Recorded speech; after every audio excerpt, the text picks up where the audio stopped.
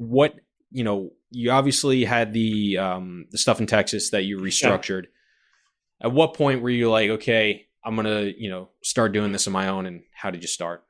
Well, what happened is I did one or two deals with, I was a really smaller player in this, with your buddy Reed, right? Reed, right? Yeah, So I did that. But the other thing there was for me, because luckily for me, the thing is that I had ported over or brought along a lot of my relationships from my college days and all of that over a period of time. So a lot of those guys, what they really wanted to see was that I had started off. You understand? Because mentally, they just did not want to be the first person in the first ever deal, right? So when I got that start, what happened is, in the meantime, because I always stay in touch with people, like that got me started. I mean, I knew how to structure and run and manage all those deals anyways, like from a technical, financial, structural, and KPI driven perspective, right? All of that sort of stuff. Mm-hmm. But when that got started, I did one deal by myself pretty much. Then I did a couple of deals with partners. But again, the whole deal was that what I tell people is, as an example, I could be like 5 times as intelligent, and I have access to 10 times as many people. But honestly, even if I was doing this in Canada, this would not have worked. It's straight up. This is pure market driven. And by market driven, I mean straight up purely driven by the fact that at this scale, at this pace, with this much investment, you can only do it in America. Unless you're the luckiest guy in the world and, you did it in England or France or whatever the hell, right? I am telling you, I've lived in a few countries. There is nowhere else on the planet right now, I'm willing to take a bet that you can go in, be like 4 years into moving into a country and be doing like $25, $30 million deals without necessarily having like, I don't know, $100 million balance sheet. Okay, there is no other country in the world you can do this. Why do you think, what is it? Dude, I'm telling you, like, I'm an immigrant, so I can tell you this, that I think America is made of 2 people. People who are actually hustlers and the rest of the people who want to be hustlers. Right? I'm just being honest with you, right?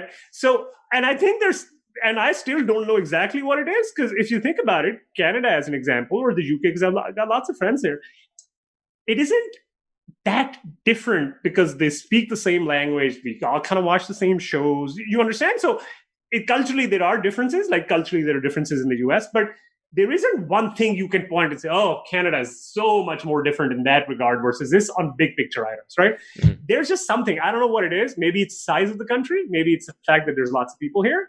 There's a good amount of population. But people in the US, what I realized, are more receptive to investing and entrepreneurialism as versus a lot of other countries I've lived in.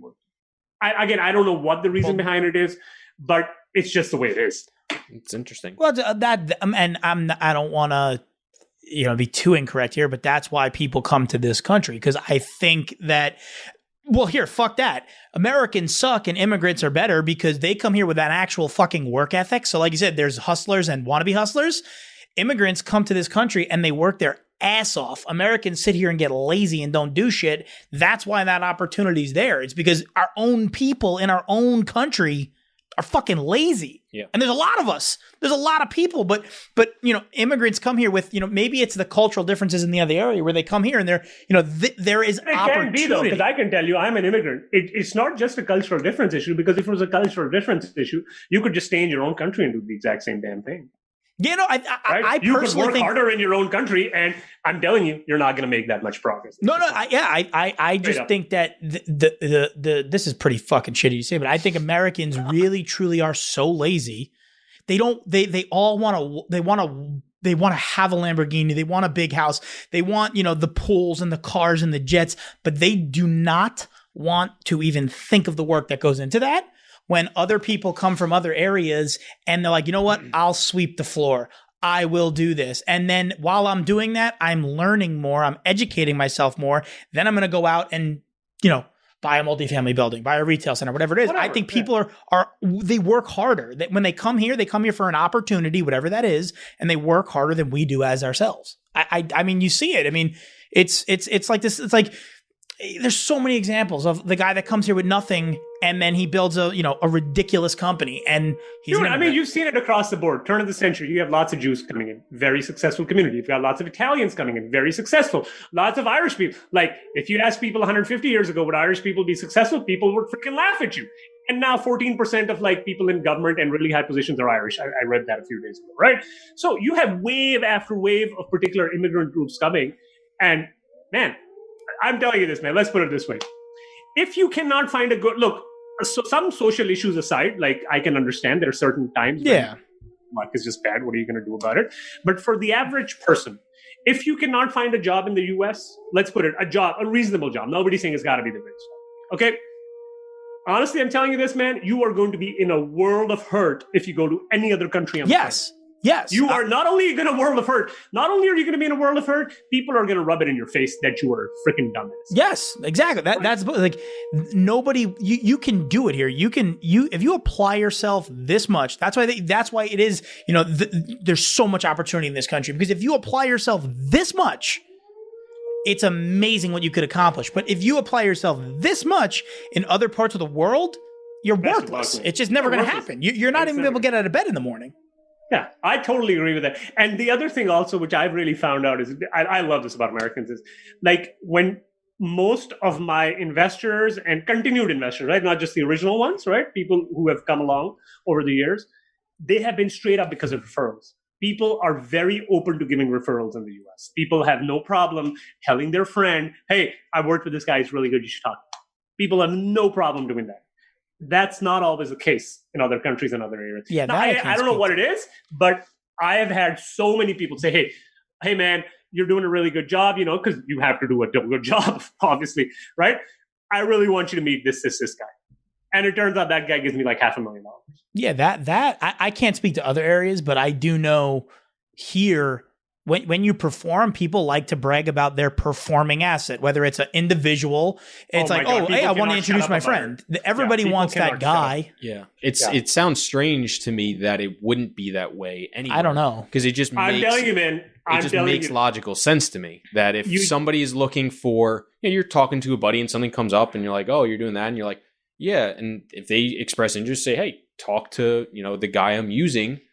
It's a warm, it's like a warm lead basically for whether it's, a service or a product or whatever. It just, I don't know. Obviously, I'm only from here, so I don't have. See, but I have a pet theory on that. And I think the theory, at least my pet theory, at least the one that I'm going with these days is that I think, look, naturally, America is a country of immigrants to a certain degree, right? Mm-hmm. And every generation of people, persons, whatever groups you want to call it, they have come, they've hustled. So there is that concept of just coming and hustling, at least in the popular culture. There is the concept of hustling, right? It's not, for instance, considered low class to hustle. Let's put it this way. In a lot of countries, it is considered very low class to hustle, or at least interesting. Do it. Yeah, that conceptually makes sense from my knowledge of certain people and just having a couple friends. That concept, and like you said, you're buying into it. I can totally get behind that because some people look at hustling as like it's a that guy's a like a panhandler. It's like it's not looked at as oh, wow, that's really cool. That guy's making it happen. But I do think that in this country, I know for a fact that people like envy that. Wow, that guy really make it happen. He's getting out of bed. He's hustling. He's making it happen. I mean, we have it all the time. Like some of our older investors, like I love that you guys are young and you hustle, right? Like it happens all the time. That's the other thing I've had a lot of times. I think you hit the nail. I've had so many people tell me, I thought that wouldn't happen, or I thought that's kind of weird. So many people have told me, you know what, man, I like you hustle, but the other deal also is you're young and I want to back a young manager. Yes, that is a big one too. That is so common. You have no idea. And that's not the case. In most other countries, it's like, you gotta be 50 before people pursue. Yeah.